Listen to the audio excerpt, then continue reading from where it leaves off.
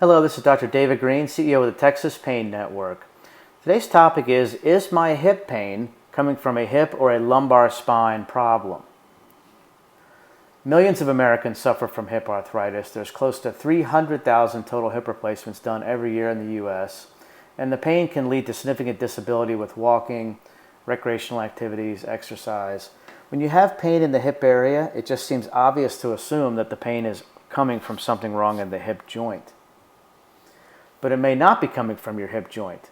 There may be an overlap in symptoms between hip arthritis and lumbar spinal stenosis.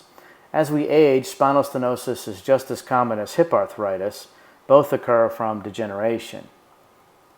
So here's what lumbar spinal stenosis looks like. It occurs with degeneration of the discs, first of all, and that then pushes increased stresses to the back of the spine and these joints here and here, and that can lead to bony and soft tissue overgrowth, which can then pinch on the spinal canal.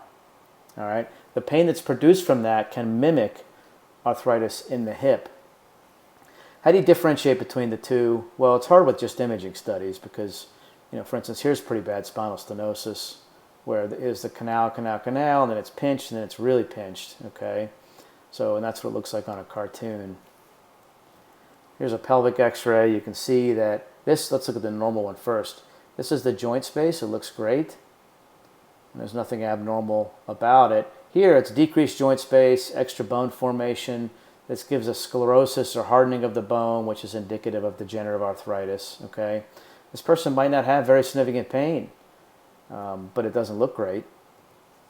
So how do you differentiate? Well, in the history, the area of the pain can be significant. The duration, when it comes, when it goes.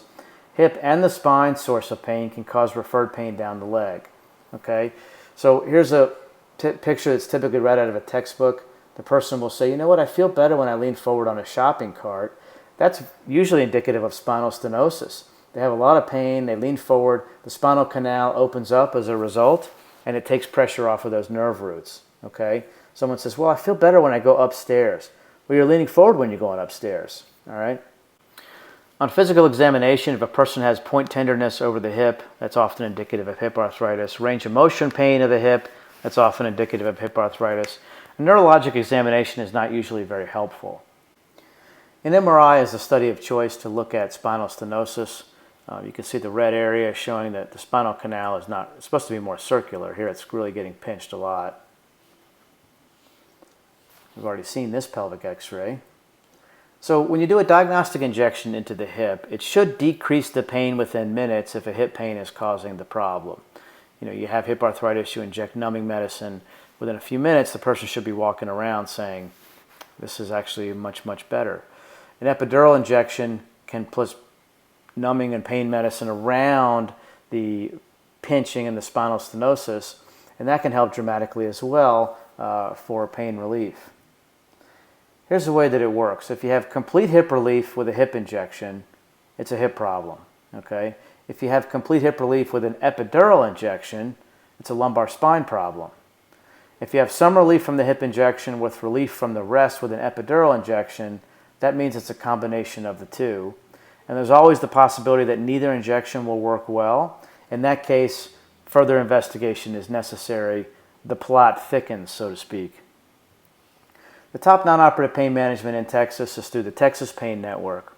There are several clinics throughout the state participating, accepting over 50 insurances with the board-certified doctors.